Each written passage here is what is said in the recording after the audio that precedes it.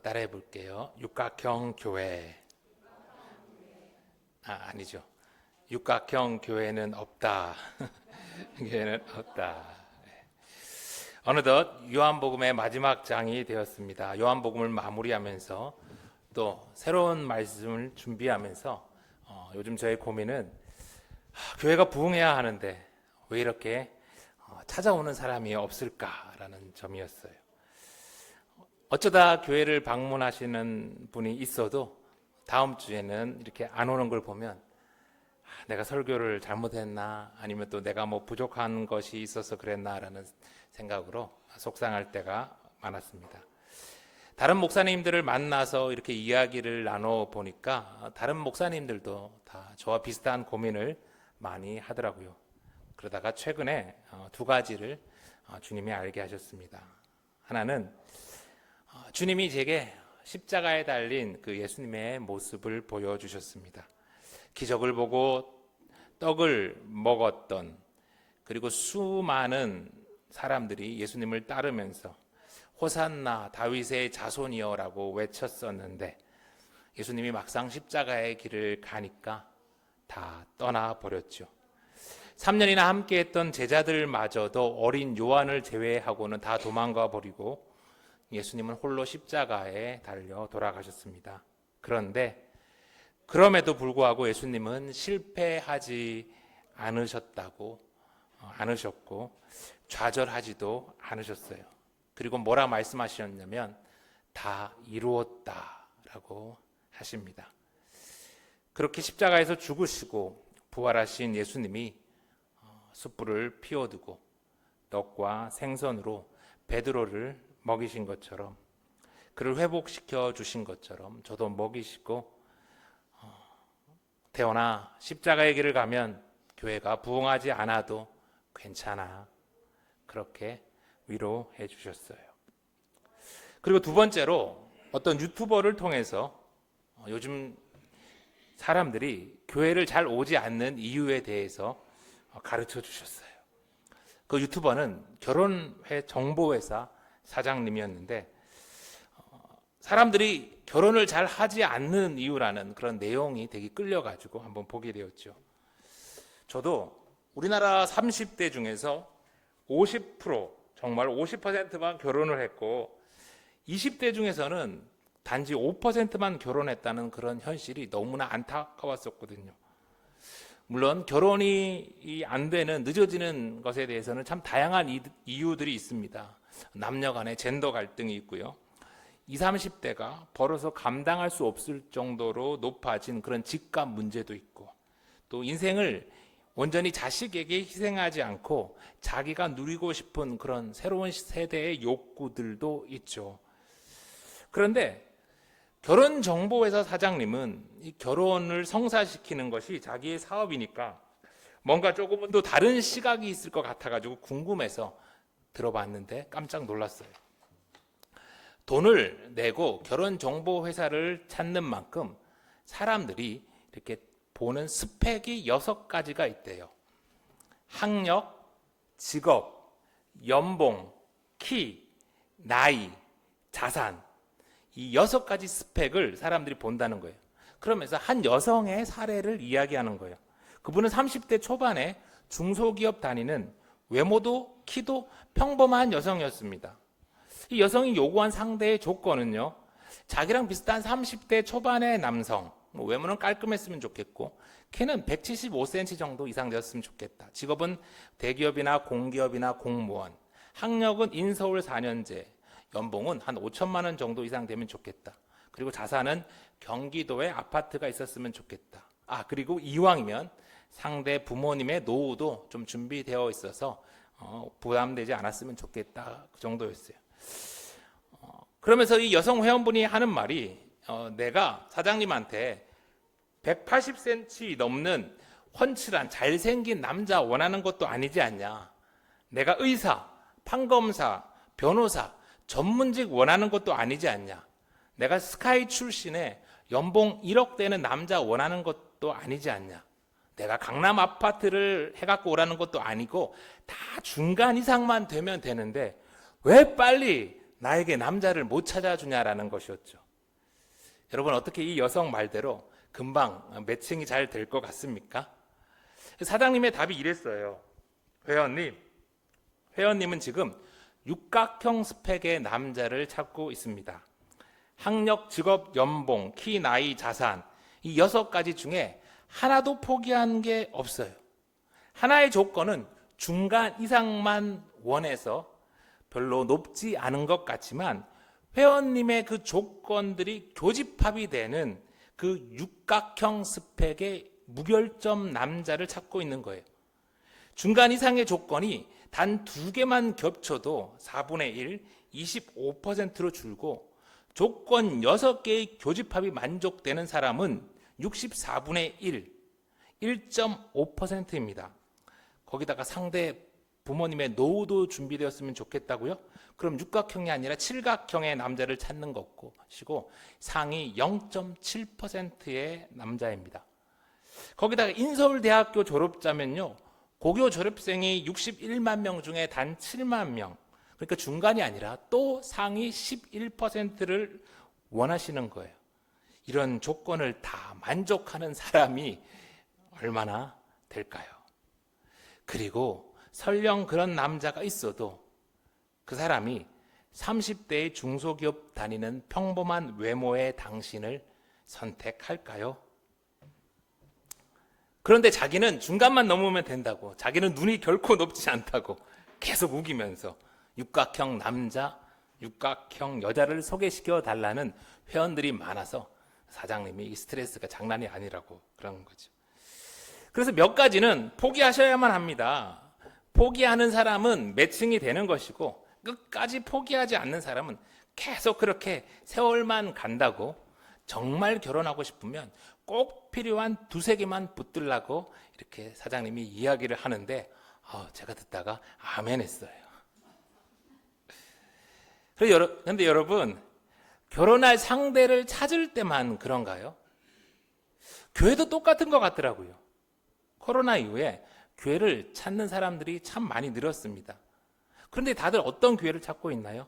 설교 좋은 교회, 예배도 풍성한 교회, 주차도 편리하고 교회 학교도 잘 되어 있는 교회.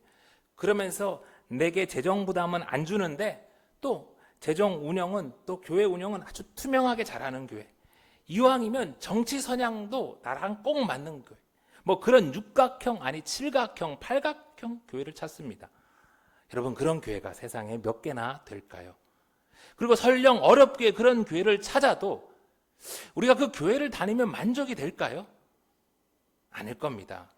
그 교회도 나를 사랑해 주어야, 나도 그 교회에서 적극적으로 활동할 수 있고 또 내 의견도 그 교회에 잘 반영이 되어야 우리는 만족할 거예요. 그런데 그게 잘 될까요? 아마도 사람들이 다 만족하는 그 육각형 교회 목사는 우리 집에 누가 사는지도 모를 것이고, 아니 몇 년을 다녀도 내가 그 교회 성도인지 아닌지도 모를 수 있어요. 그러다 보니까 쇼윈도 부부처럼 육각형 스펙에만 만족하면서 교회와 성도가 서로 부담 주지 않는 선에서 적당히 종교 생활을 하는 이들이 오늘날 너무나 많아졌습니다. 그리고 그것도 싫은 이들은 오늘도 유튜버로서 이렇게 예배를 드리면서 여전히 육각형 교회를 찾으면서 이렇게 세월을 보내고 있죠. 아무리 열심히 찾아보아도 내 마음에 꼭 드는 육각형 교회는 없는데 말입니다. 그러면 성도는 어떤 교회를 찾아야 할까요? 교회는 어떤 교회가 되어야 할까요? 지난주 부활하신 예수님이 갈릴리로 제자들을 다시 불러서 일깨우신 제자들의 사명이 무엇이었습니까? 사람 낚는 어부가 되게 하셨어요. 그들의, 그 제자들의 후예인, 그러면 우리 교회의 사명은 무엇입니까? 역시 교회도 사람 낚는 교회가 되는 겁니다. 교회는 비슷한 환경의 사람들끼리 일상을 나누고 취미생활도 하고 그러면서 심신의 안정을 누리는, 거기다가 사후 세계까지 구원까지 보장받는 그런 백화점 문화센터가 아닙니다. 사람들이 하도 교회의 육각형 스펙을 보고 찾으니까 그런 사람들의 생리를 잘 아는 그런 교회들이 더욱 그런 스펙을 갖추는데 돈과 힘을 쏟았어요. 그리고 결과적으로 많은 사람들을 끌어모으는데도 성공했죠. 그러나 그건 결코 예수님이 찾으시는 교회가 아닙니다. 예수님이 찾으시는 교회는 육각형 스펙 교회가 아니라 사람 낚는 교회입니다.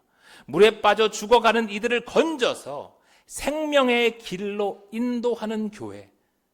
바로 그것이 예수님이 십자가에서 피 흘려 죽으시며 이 땅에 교회를 세우신 이유이죠.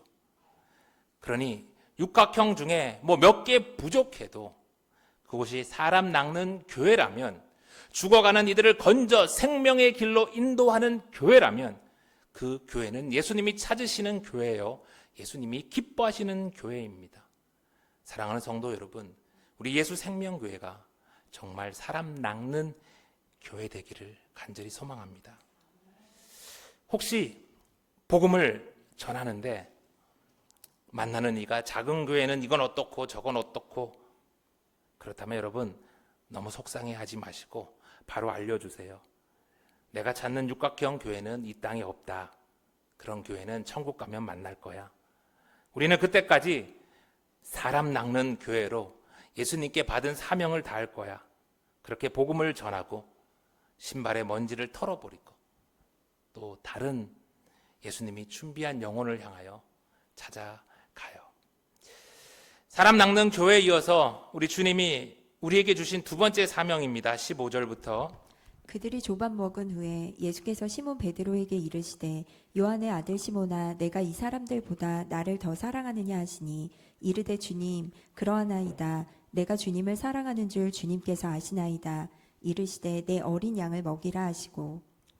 제자들이 조반을 다 먹고 나자 예수님이 베드로에게 물으십니다. 요한의 아들 시몬아, 내가 이 사람들보다 나를 더 사랑하느냐? 이전에 베드로였다면 분명 그는 자신감 있게 큰 소리로 네 주님, 내가 이 사람들보다 더 주님을 사랑합니다 라고 했을 거예요. 그런데 이제는 베드로가 그러지 못해요. 왜냐하면 마태복음 26장 33절 베드로가 대답하여 이르되 모두 주를 버릴지라도 나는 결코 버리지 않겠나이다. 모두 주님을 다 버릴지라도 나는 결코 주님을 버리지 않겠습니다 해놓고 3번이나 부인하고 도망가 버렸기에 이제 베드로는 이 사람들보다 내가 더 주님을 사랑한다고 말할 수 없었어요. 그래서 베드로는 작은 소리로 주님 그렇습니다. 내가 주님을 사랑하는 줄을 주님께서 아시나이다. 그렇게 대답한 거예요. 그런데 그렇게 자신의 부끄러움을 알고 겸손히 답하는 베드로의 모습이 정답이었던 것 같아요. 그런 대답을 들은 예수님은 베드로에게 내 어린 양을 먹이라 라고 새 사명을 주십니다. 이어서 16절 또 두 번째 이르시되 요한의 아들 시몬아 내가 나를 사랑하느냐 하시니 이르되 주님 그러하나이다. 내가 주님을 사랑하는 줄 주님께서 아시나이다. 이르시되 내 양을 치라 하시고. 예수님이 두 번째로 물으실 때는 이 사람들보다 나를 더 사랑하느냐 묻지 않으세요. 이미 베드로가 잘 대답했기 때문에. 그런데 예수님은 이번에 또 계속해서 베드로를 뭐라고 부르세요? 요한의 아들 시몬아. 분명히 예수님이 베드로, 반석이라는 이름을 주셨는데도 다시 베드로를 요한의 아들 시몬이라 부르십니다. 왜요? 하나님이 야곱에게 이스라엘이란 이름을, 새 이름을 주셨지만 그가 이스라엘로 살지 못하고 여전히 야곱으로 살던 것처럼 반석이란 이름, 베드로란 이름을 받았지만 그는 여전히 요한의 아들 시몬으로 살아가고 있었던 거죠. 그런 시몬에게 예수님은 첫 번째와 두 번째 다 아가파스메, 나를 사랑하느냐 물으십니다. 그런데 아가파스메라는 이 예수님의 물음에 시몬은요 필로세라고 대답해요. 한글로는 똑같은 사랑이라고 이렇게 번역이 되어 있지만 이 헬라어 아가페는 잘 아시잖아요. 이 필로는 좀 다른 의미예요. 아가페는 주로 신적인 헌신적인 사랑을 뜻하고 필로는 남녀 간의 친구 간의 그런 사랑을 뜻했거든요. 그러니까 시몬은 아가페로 사랑하느냐라는 예수님의 질문에 필로로 사랑한다라고 대답한 거예요. 그런 베드로의 대답에 예수님은 베드로야, 나는 너를 위해 십자가에서 죽기까지 하며 아가페로 사랑했는데 야, 너는 아직도 나를 필로로밖에 사랑 안 하냐? 저 같으면 그랬을 것 같은데 우리 좋으신 예수님은 꾸짖지 않으세요. 주님, 저는 주님을 아가페로 사랑한다고 고백할 자신이 없습니다. 저는 아직도 필로로밖에는 주님을 사랑하지 못하는 못난 죄인입니다. 그래도 제가 주님을 그렇게 사랑하는 줄 주님은 다 아십니다. 베드로의 그런 고백을 우리 주님은 또 기쁘게 받으셨어요. 그래서 베드로에게 이번에도 새로운 사명을 주시죠. 내 양을 치라.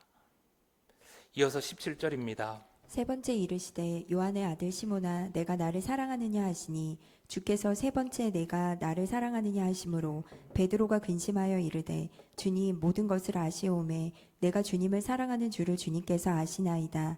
예수께서 이르시되 내 양을 먹이라. 베드로가 첫 번째, 두 번째 다 답을 잘한 것 같은데 우리 예수님 왜 세 번이나 비슷한 질문을 또 하실까요? 마태복음 26장 74절 그가 저주하며 맹세하여 이르되 나는 그 사람을 알지 못하노라 하니 곧 닭이 울더라. 이에 베드로가 예수의 말씀에 닭 울기 전에 내가 세 번 나를 부인하리라 하심이 생각나서 밖에 나가서 심히 통곡하니라. 숯불 앞에서 예수님을 부인하고 저주하고 세 번 했던, 그래서 숯불만 보면 그냥 괴로워하는 이 베드로를 예수님은 친히 피워두신 그 숯불 앞에서 세 번에 걸쳐서 완전히 회복시켜 주시고 있는 거예요. 괜찮아 시몬아, 과거에는 그랬지만 이제 내가 나를 사랑하면 좋게. 괜찮아 시몬아, 과거의 잘못으로 더 이상 괴로워하지 않았으면 좋겠어. 시몬아, 앞으로는 새로운 사명, 내 양을 먹이고 돌보는 데 집중하렴. 그리고 세 번째는 예수님이 시몬을 향하여 아가페스메, 내가 나를 사랑하느냐 묻지 않으십니다. 대신 필레이스메, 내가 나를 필레오로 사랑하느냐 물으십니다. 좋으신 예수님은 시몬의 연약함을 다 아시고 시몬아, 내가 할 수 있는 만큼 나를 사랑해 줄래? 그렇게 물어봐 주시는 거예요. 얼마나 좋으신 우리 예수님인지. 베드로가 근심하여라고 번역이 되어 있어서 좀 오해하기 쉬운데요. 이 근심하라, 이 엘리페데라는 의미는요, 슬퍼했다라는 뜻입니다. 베드로는 숯불 앞에서 예수님을 부인했던 자신의 과거의 그 잘못과 아가페라고 물으시는데 자꾸 필레오로밖에 답하지 못하는 자신의 연약함에 오늘 울고 있는 거예요. 그럼에도 그런 자기를 나무라지 않고 다시 필레오로 사랑해 주겠니? 라고 물어보시는 우리 좋으신 예수님 앞에 참회의 눈물을 흘리는 겁니다. 그런 베드로의 모습에 예수님은 다시 내 양을 먹이라, 새 사명을 주십니다. 예수님이 세 번에 걸쳐서 먹이라 보스케, 치라 포이마이네, 그리고 다시 먹이라 보스케 말씀하셨는데 말은 다르지만 다 같은 의미예요. 내 양을 돌보라. 이렇게 예수님은 베드로에게 양들을 먹이고 돌보는 새 사명을 주셨습니다. 왜 그랬을까요? 사람 낚는 일이, 물에 빠져 건져 죽어가는 이들을 건져내는 일이 끝이 아니니까요. 건져냈으면 기진맥진한 그들이 다시 죽지 않도록 먹이고 돌보야 하니까요. 마치 예수님이 제자들을 갈릴리로 다시 불러서 숯불을 피워놓고 떡과 물고기로 먹이시고 회복시키신 것처럼 물에 빠져 죽어가는 이들을 건져냈으면 그들을 먹이고 돌보아야 할 일이 남았으니까요. 그 사명이 여전히 허물투성이고 아직 필레오로밖에 주님을 사랑하지 못하는 시몬이지만 예수님께서 주신 새로운 사명이었어요. 18절 내가 진실로 진실로 내게 이르노니 내가 젊어서는 스스로 띠띠고 원하는 곳으로 다녔거니와 늙어서는 내 팔을 벌리리니 남이 내게 띠띠우고 원하지 아니하는 곳으로 데려가리라. 사랑하는 성도 여러분, 좋으신 주님은 요한의 아들 시몬같이 아직 어린 이들에게 처음부터 감당하지도 못할 이 십자가를 지고 골고다에 오르라고 그렇게 막 강요하지는 않으세요. 다 때가 되었을 때 주님은 사명할 감당할 힘과 능력을 주시고 우리를 인도하실 거예요. 그러니 예수님을 믿고 예수님의 제자가 되는 것을 너무 두려워하지 말아요. 요한은 오늘 요한복음을 마무리하며 이 도미티아누스의 핍박 아래 믿음을 지키고 있는 교회에게 다시 한번 교회의 사명이 무엇인지를 알게 했습니다. 교회의 사명은요, 사람들의 입맛에 맞는 육각형 교회가 되는 게 아니에요. 교회의 사명은 사람 낚는 일, 물에 빠져 죽어가는 사람들을 살리는 일, 그리고 살린 그들을 먹이고 돌보고 또 먹이는 것이에요. 그게 답니다. 그러면 교회가 삼각형, 사각형일지라도 주님께 칭찬받아요. 그래서 우리 예수생명교회는 부족한 부분들이 많지만 더욱 사명에 집중하려고 합니다. 주님께서 맡기신 우리 교회 학교 아이들을 힘을 다해 먹이고 돌봐야 합니다. 또 토요 놀이방을 통해 만나는 교회 밖의 아이들, 그들도 우리가 힘을 다해 낚아야 할, 살려야 할 주님의 양들입니다. 또 주님이 우리에게 맡기신 22명의 해외 결혼 아동들, 그들도 우리가 먹이고 살려야 할 책임이 있죠. 다 주님께서 우리에게 맡기신 주님의 양들입니다. 그동안 우리 예수생명교회는 주님의 양들을 먹이고 돌보는 일에는 참 잘한 것 같아요.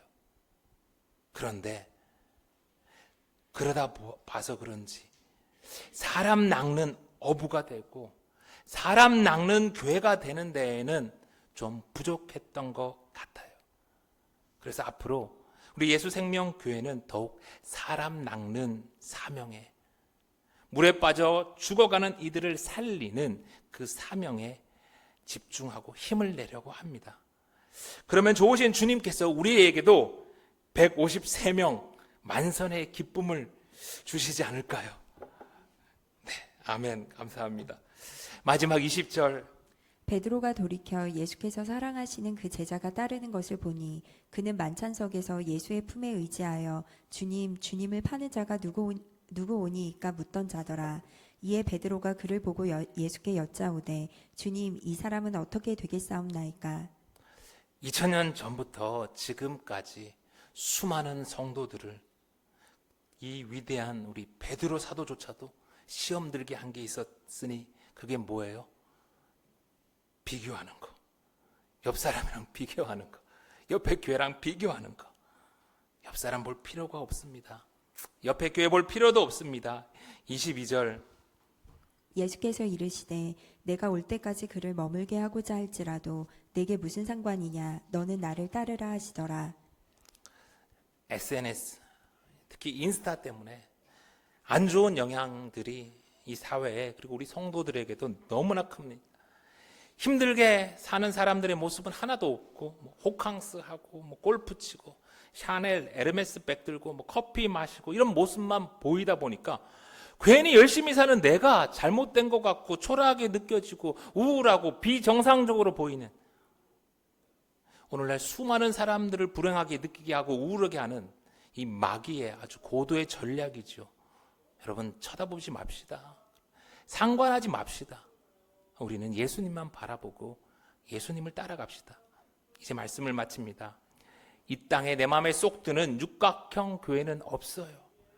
대신 주님 마음에 드는 교회, 오늘도 주님이 찾으시는 교회는 사람 낚는 교회, 예수님의 양들을 먹이고 돌보는 교회입니다. 우리 그런 교회가 됩시다. 주님이 내게 보게 하시고 만나게 한 사람, 그 사람 살리기도 바쁜데, 주님이 내게 맡기신 그 양들 먹이고 돌보기도 바쁜데 언제 옆 사람 보고 비교하고 꿀꿀할 시간이 어디 있습니까? 예수님을 따라서 또 제자들을 따라서 사람 낚는 사명에, 예수님의 양들을 먹이고 돌보는 사명에 충성하는 저와 여러분이 다 되기를 간절히 소망합니다.